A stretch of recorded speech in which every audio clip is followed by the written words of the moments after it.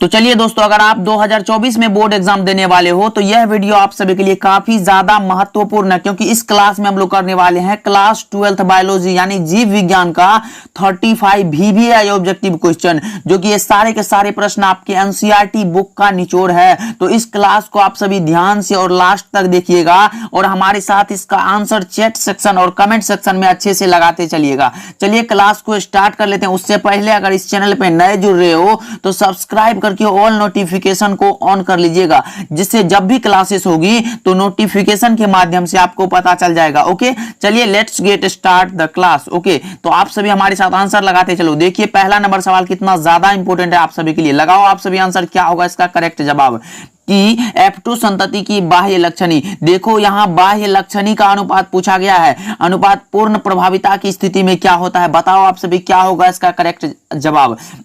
3:1, 2:2, 1:2:1 या फिर इनमें से कोई नहीं। क्या होगा इसका करेक्ट जवाब, लगाओ आप सभी, क्या होगा फटाफट से लगाओ आप सभी। तो मैं बता दूं इसका करेक्ट जवाब 1:2:1 लगा लो। ऑप्शन नंबर सी सही हो जाएगा। ओके, चलिए नेक्स्ट सवाल की ओर बढ़ते हैं। ये सारे के सारे प्रश्न आपके एनसीईआरटी बुक से लिया गया है भाई, इसको रट लो, क्योंकि आप सभी को पता होना चाहिए कि सारे के सारे आपके एग्जाम में पूछे गए प्रश्न जो एनसीईआरटी बुक से दिए रहते हैं। ओके, चलिए फटाफट से लगाते हैं आंसर और अच्छे से याद कर लीजिएगा इन सारे प्रश्न को। देखिए ग्राफियन पुटिका कहां पाया जाता है, बताओ आप सभी की ग्राफियन पुटिका कहां पाया जाता है। मानव वृषण में, मानव अंडाशय में, मानव यकृत में या फिर मेढक के अंडाशय में। क्या होगा इसका करेक्ट जवाब, लगाओ आप सभी। देखो जी कितना ज्यादा महत्वपूर्ण सवाल है आप सभी के लिए। मानव अंडाशय में, कहां, मानव अंडाशय में क्या पाया जाता है, ग्राफियन पुटिका। ओके, तो ऑप्शन नंबर बी लगा लो। Okay, B is the correct answer of this question. लगा लो फटाफट से और अच्छे से याद कर लो कि ग्राफियन पुटिका मानव के अंडाशय में पाए जाते हैं। चलिए नेक्स्ट सवाल की ओर बढ़ते हैं और फटाफट से आंसर लगाते चलिए आप सभी कि एस एल मिलर किससे संबंधित है। लगाओ आप सभी कि एस एल मिलर किससे संबंधित है, बताओ। जीवन की उत्पत्ति एवं विकास से, विकासवाद के उपयोग एवं अनुपयोग के सिद्धांत से, नव डार्विनवाद से या फिर नव लैमार्कवाद से। क्या होगा इसका सही जवाब, लगाओ आप सभी। ABCD दिया गया आप सभी के सामने, लगाओ आप सभी के पास, क्या होगा इसका सही जवाब। तो ऑप्शन नंबर ए इसका बिल्कुल सही जवाब हो जाएगा, जीवन की उत्पत्ति एवं विकास से मेरे प्यारे बच्चों। ऑप्शन नंबर ए बिल्कुल करेक्ट जवाब हो जाएगा। ओके, चलिए नेक्स्ट सवाल की ओर बढ़ते हैं। फटाफट से लगाते चलिए, क्योंकि ये सारे के सारे प्रश्न आपके एनसीईआरटी बुक से लिया गया है।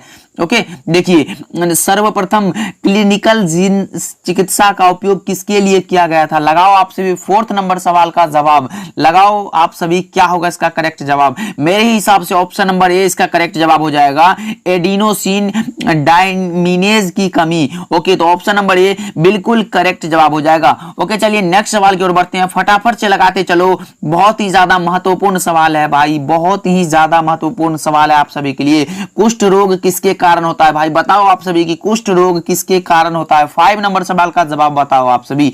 यह होता है माइकोबैक्टीरियम के द्वारा। किसके द्वारा, माइकोबैक्टीरियम के द्वारा होता है, जो कि ऑप्शन नंबर सी बिल्कुल करेक्ट जवाब हो जाएगा। ओके, चलिए नेक्स्ट सवाल की ओर बढ़ते हैं। फटाफट से लगाते चलो आप सभी, क्या होगा इसका सही जवाब।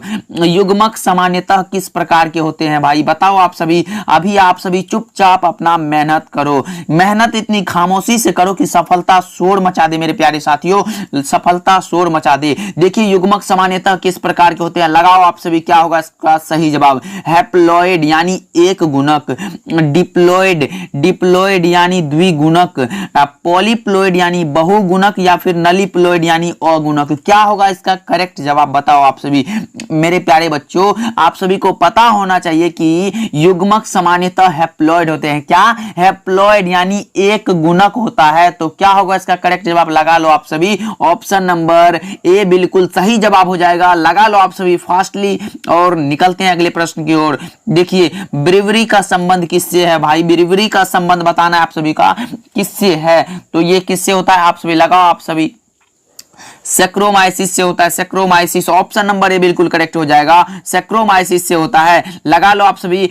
Please like share and subscribe. अगर आप सभी इस क्लास को अभी तक लाइक नहीं किए हो तो भाई कर दो यार, इससे जो है ना हमको बहुत ही ज्यादा मोटिवेट मिलता है कि यार कोई तो हमें लाइक करता है। ओके, चलिए नेक्स्ट सवाल की ओर बढ़ते हैं। फटाफट से आप सभी लाइक नहीं किए हो तो कर देना। ओके, चलिए यहाँ पूछा गया है चलिए थोड़ा छोटा कर देते हैं आप सभी के लिए। देखो लगाओ आप सभी, क्या होगा इसका, वुचरेरिया बैंक्रोप्टी जो आदमी में फाइलेरिया रोग पैदा करता है, कौन सा समूह, इसका समूह क्या है, बताओ आप सभी कि क्या होगा इसका सही जवाब। लगाओ फटाफट से और बताते चलो कमेंट सेक्शन और चैट सेक्शन, आपका आंसर शीट है। लगाओ आप सभी 8 का सही जवाब क्या होगा, हेलमिंथ हो जाएगा भाई, हेलमिंथ। ऑप्शन नंबर डी बिल्कुल करेक्ट जवाब हो जाएगा। ओके चलिए नेक्स्ट सवाल की ओर बढ़ते हैं, फटाफट से लगाते चलिए आप सभी आंसर इसका।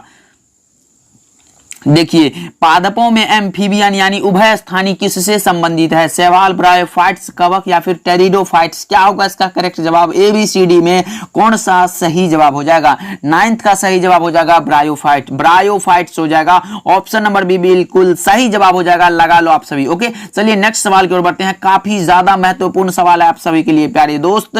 मनुष्य में ABO रक्त समूह क्या दर्शाता है, लगाओ आप सभी, पूर्ण प्रभाविता, बहुअलील, सह प्रभाविता या फिर बी और सी दोनों, क्या होगा इसका करेक्ट जवाब। लगाते चलिए आप सभी कि क्या होगा इसका सही जवाब। मेरे हिसाब से ऑप्शन नंबर बी बिल्कुल करेक्ट हो जाएगा, बहुअलील। ओके नेक्स्ट सवाल की ओर बढ़ते हैं, 11th नंबर सवाल हमारा क्या कह रहा है देख लेते हैं। ओके देखिए HIV किस कोशिका पर आक्रमण करता है, लगाओ आप सभी कि HIV किस कोशिका पर आक्रमण करता है, बी कोशिका, टी कोशिका, एपिथेलियम कोशिका या फिर टी हेल्पर कोशिका। तो मेरे हिसाब से ऑप्शन नंबर डी बिल्कुल करेक्ट हो जाएगा, टी हेल्पर सेल पर यह आक्रमण करता है।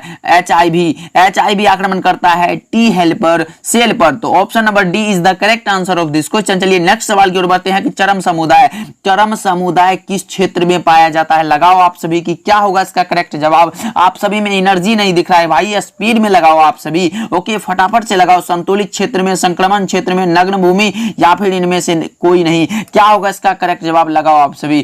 तो 12 का सही जवाब हो जाएगा संतुलित क्षेत्र में। कौन सा संतुलित क्षेत्र में, ऑप्शन नंबर ए बिल्कुल करेक्ट हो जाएगा। प्यारे बच्चों बहुत ही ज्यादा शानदार सवाल था आपके लिए, तो अच्छे से याद कर लेना। ओके चलिए नेक्स्ट सवाल की ओर बढ़ते हैं।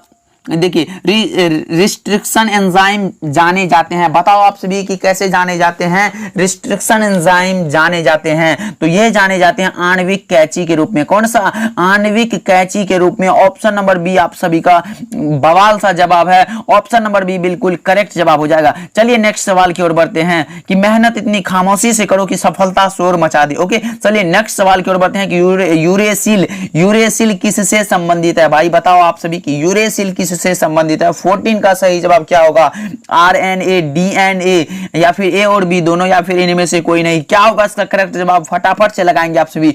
यूरेसिल जो है संबंध है भाई RNA से, किससे, RNA से। तो कहां है, ऑप्शन ए में है, लगा लो आप सभी, बिल्कुल परफेक्ट जवाब है। ओके चलिए नेक्स्ट सवाल की ओर बढ़ते हैं, लगाते चलिए आप सभी, बहुत ही ज्यादा महत्वपूर्ण सवाल है आपके 2024 बोर्ड एग्जाम के लिए। ताइचुंग इनमें से किसकी किस्म है, ये तो भाई मैंने पिछले क्लास में ही कराया था, किसकी, पैडी, PADDY। ओके तो ऑप्शन नंबर ए बिल्कुल करेक्ट हो जाएगा। ओके चलिए नेक्स्ट सवाल की ओर बढ़ते हैं, ग्रीन हाउस गैस नहीं है, बताओ आप सभी की कौन सा ग्रीन हाउस गैस इनमें से नहीं है।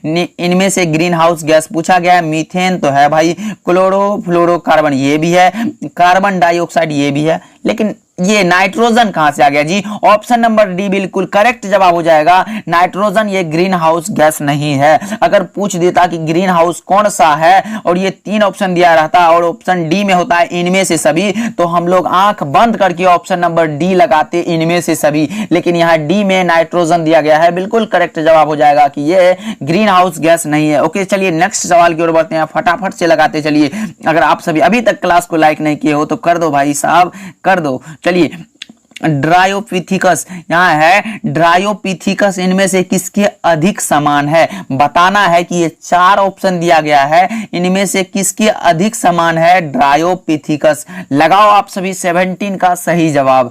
तो एप मतलब होता है क्या, लंगूर, पता है ना आपको, एप मतलब लंगूर होता है, गोरिल्ला के, चिंपैंजी के या फिर मनुष्य के। तो भाई मेरे ऑप्शन नंबर ए करेक्ट हो जाएगा, लंगूर के ज्यादा समान है कौन, ड्रायोपिथिकस। तो ऑप्शन नंबर ये सही जवाब हो जाएगा। चलिए नेक्स्ट सवाल की ओर बढ़ते हैं, यीस्ट में प्रजनन, ये तो भाई बार बार आपके एग्जाम में लगभग हर बार ही आते रहते हैं कि यीस्ट में प्रजनन मुख्यतः किसके माध्यम से होता है। लगाओ आप सभी, यीस्ट में प्रजनन, या फिर इसी को ऐसे पूछा जाता है कि मुकुलन द्वारा प्रजनन किसमें होता है, तो भाई मेरे ऑप्शन नंबर ए करेक्ट हो जाएगा। यीस्ट में प्रजनन सामान्यतः मुकुलन के द्वारा होता है, ऑप्शन नंबर ए बिल्कुल राइट आंसर हो जाएगा। चलिए नेक्स्ट सवाल की ओर बढ़ते हैं कि जल धारण क्षमता इनमें से किसका गुण है जी। लगाओ आप सभी, 19 का सही जवाब हो जाएगा मृदा। कौन सा? मृदा हो जाएगा। ऑप्शन नंबर ए बिल्कुल करेक्ट जवाब हो जाएगा। ओके, चलिए नेक्स्ट सवाल की ओर बढ़ते हैं कि क्षय रोग का संक्रमण मुख्यतः किसके द्वारा होता है। बताओ आप सभी कि क्षय रोग का संक्रमण मुख्यतः किसके द्वारा होता है। हवा के द्वारा, जल के द्वारा, कीटों के द्वारा या फिर संपर्क द्वारा। 20 का सही जवाब क्या होगा? हवा के द्वारा। कौन सा? हवा के द्वारा। ऑप्शन नंबर ए बिल्कुल राइट आंसर हो जाएगा। चलिए नेक्स्ट सवाल की ओर बढ़ते हैं। ओके, देखिए कितना ज्यादा महत्वपूर्ण सवाल है आपके लिए कि परिपक्व शुक्राणु के शीर्ष भाग पर एक टोपीनुमा संरचना पाई जाती है, उसे हम लोग क्या बोलते हैं? बताओ, एक्रोसोम, मेसोसोम, एपिसोम या फिर स्फेरोसोम। क्या होगा इसका करेक्ट जवाब? तो हम लोग उसको बोलते हैं 21 का सही जवाब लगाओ एक्रोसोम। कौन सा? एक्रोसोम हो जाएगा। ऑप्शन नंबर ए बिल्कुल राइट आंसर हो जाएगा। और आप सभी इसको अच्छे से याद करते चलो, फटाफट से क्लास में ही याद करना है क्योंकि आप सभी के पास बिल्कुल ही टाइम नहीं है, एग्जाम बहुत ही ज्यादा निकट आ चुका है। ऐच्छिक जीन के बहुलीकरण हेतु किसका उपयोग कर सकते हैं? लगाओ आप सभी, क्या होगा इसका करेक्ट जवाब? पीसीआर का हम लोग उपयोग करते हैं। ऐच्छिक जीन की बहुलीकरण हेतु हम लोग पीसीआर का उपयोग करते हैं, तो ऑप्शन नंबर बी बिल्कुल करेक्ट जवाब हो जाएगा। चलिए नेक्स्ट सवाल की ओर बढ़ते हैं कि स्त्री दल चक्र पुष्पों में बना होता है। स्त्री दल चक्र पुष्पों में बना होता है स्टिग्मा, स्टाइल, ओवरी या फिर उपरोक्त सभी। तो भाई मेरे ऑप्शन नंबर डी लगा लो, उपरोक्त सभी हो जाएगा। स्त्री दल चक्र पुष्पों में स्टिग्मा, स्टाइल तथा ओवरी तीनों से बना होता है। Option number D is the correct answer of this question. चलिए नेक्स्ट सवाल की ओर बढ़ते हैं कि सिकल कोशिका एनीमिया किस प्रकार का रोग है? लिंग संबंधित रोग, ऑटोसोमल संबंधित रोग। तो ऑप्शन नंबर बी ही हमको आंसर मिल गया है, ऑटोसोम संबंधित रोग है। ऑप्शन नंबर बी करेक्ट हो जाएगा। 24 का सही जवाब ऑटोसोम संबंधित रोग है। चलिए नेक्स्ट सवाल की ओर बढ़ते हैं कि बी लिम्फोसाइट का निर्माण कहां होता है। भाई लगाओ आप सभी, बी लिम्फोसाइट का निर्माण कहां होता है? तो यह होता है अस्थि मज्जा में। कहां? अस्थि मज्जा में। तो ऑप्शन नंबर ए इसका बिल्कुल करेक्ट हो जाएगा। चलिए नेक्स्ट सवाल की ओर बढ़ते हैं। भाई अच्छे से याद कर लेना, ये एनसीईआरटी बुक से लिया गया है, क्योंकि आप सभी को पता होगा कि एनसीईआरटी बुक से आपके एग्जाम में सारे प्रश्न एनसीईआरटी बुक से दिए रहते हैं, बशर्ते आपको कितना याद है वो पता चलना चाहिए। ओके, चलिए देखो जी, अगला प्रश्न क्या कह रहा है कि ट्रांसजेनिक मूसों, यानी मूस को हम लोग चूहों भी बोलते हैं, का प्रयोग किसके लिए कर सकते हैं? बताएंगे आप सभी। तो क्या होगा इसका करेक्ट? वैक्सीन की सुरक्षात्मक जांच हेतु हम लोग ट्रांसजेनिक चूहों का प्रयोग करते हैं। तो ऑप्शन नंबर ए बिल्कुल करेक्ट हो जाएगा। ऑप्शन नंबर ए लगा लो, सही हो जवाब हो जाएगा। अच्छे से याद करते चलो मेरे प्यारे साथियों, अच्छे से याद कर लो। मृदा में नाइट्रोजन स्थिरीकरण हेतु हम किसका प्रयोग करते हैं? लगाओ जी, क्या होगा इसका करेक्ट जवाब? 27 का सही जवाब हो जाएगा नील हरित शैवाल। ऑप्शन नंबर ए करेक्ट जवाब हो जाएगा। लगा लो आप सभी, ऑप्शन नंबर ए बिल्कुल करेक्ट जवाब हो जाएगा। चलिए नेक्स्ट सवाल की ओर बढ़ते हैं। ओके, चलिए तो चलिए देखिए 28 का सही जवाब क्या होगा? वेलिस्नेरिया के पुष्प हैं। कौन सा होगा? वायु परागित, कीट परागित, जल परागित या फिर जंतु परागित। क्या होगा इसका करेक्ट जवाब? 28 का जवाब हो जाएगा जल परागित हो जाएगा। ऑप्शन नंबर सी बिल्कुल करेक्ट जवाब हो जाएगा मेरे प्यारे साथियों। ऑप्शन नंबर सी बिल्कुल सही जवाब हो जाएगा। चलिए नेक्स्ट सवाल की ओर बढ़ते हैं कि इनमें से कौन सी गलत जोड़ी है? गलत बताना है आप सभी को। इनमें से 4 ऑप्शन दिया गया है, कौन सी गलत जोड़ी है? तो मेरे प्यारे साथियों ये ऑप्शन नंबर डी बिल्कुल करेक्ट हो जाएगा। थायमिन यूरासिल के बराबर नहीं होता है। ऑप्शन नंबर डी लगा लो, डी बिल्कुल करेक्ट जवाब हो जाएगा। ओके, चलिए नेक्स्ट सवाल की ओर बढ़ते हैं कि लेक ओपोरन किसका प्रतिनिधि करता है? लेक ओपोरन किसका प्रतिनिधि है? तो बताओ आप सभी, क्या होगा इसका करेक्ट जवाब? 30 का अनुदेशी जीन क्रियाविधि का ये प्रतिनिधि करता है। तो ऑप्शन नंबर ए बिल्कुल करेक्ट जवाब हो जाएगा। ओके, चलिए नेक्स्ट सवाल की ओर बढ़ते हैं प्यारे साथियों। 5 सवाल बचा है, मात्र 5 सवाल बचा है। क्लास को एंड तक और अच्छे से याद करते चलो। सिल्क धागे में कौन सा प्रोटीन होता है? सिल्क धागे में प्रोटीन होता है फिब्रोइन। फिब्रोइन होता है, ऑप्शन नंबर ए बिल्कुल करेक्ट जवाब हो जाएगा। अच्छे से याद करते चलो। ओके, चलिए नेक्स्ट सवाल की ओर बढ़ते हैं कि गर्भाशय किससे संबंधित है। भाई ये तो बच्चा भी बता देगा कि गर्भाशय किससे संबंधित है। तो भाई मादा यानी स्त्री जनन तंत्र से। किससे? स्त्री जनन तंत्र से। Option number B is the correct answer of this question. चलिए नेक्स्ट सवाल की ओर बढ़ते हैं कि 33 नंबर सवाल क्या कह रहा है, लगाओ आप सभी। देखो, RNAi का प्रयोग रोगाणुओं को नियंत्रित करने हेतु किस पौधे में किया जाता है? अब बताओ आप सभी। तो इसका करेक्ट जवाब क्या होगा?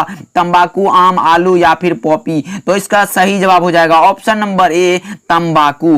तंबाकू को नियंत्रित रोगाणुओं को नियंत्रित करने के लिए हम लोग तंबाकू में करते हैं। तो ऑप्शन नंबर ए बिल्कुल करेक्ट जवाब हो जाएगा। चलिए नेक्स्ट सवाल की ओर बढ़ते हैं। 34 नंबर सवाल क्या कह रहा है कि साधारण ठंड लग जाना किससे होता है? जी, साधारण ठंड लग जाना। साधारण ठंड का मतलब हो गया आप सभी को कभी कभी ये छोटा मोटा बुखार, ये सब सर्दी जुकाम हो जाता है, इसी को साधारण ठंड लग जाना किसके कारण होता है? बताओ आप सभी।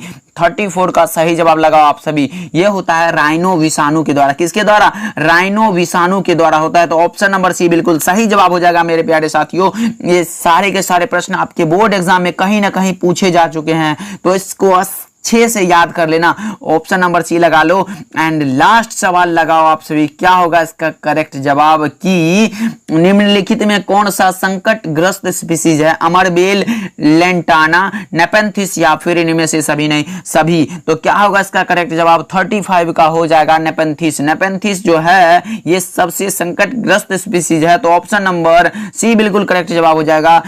तो आज का ये क्लास आप सभी के लिए काफी ज्यादा इंपॉर्टेंट था, जो मैंने करा दिया। इसको अच्छे से तैयारी करिए, ये आप सभी का दायित्व है। तो मिलते हैं अगले क्लास में, तब तक के लिए आप इस जितना मैंने पढ़ाया है उसको अच्छे से याद कर लीजिएगा। मिलते हैं नेक्स्ट क्लास में, तब तक के लिए आप अपना ध्यान रखिए एंड बाय बाय।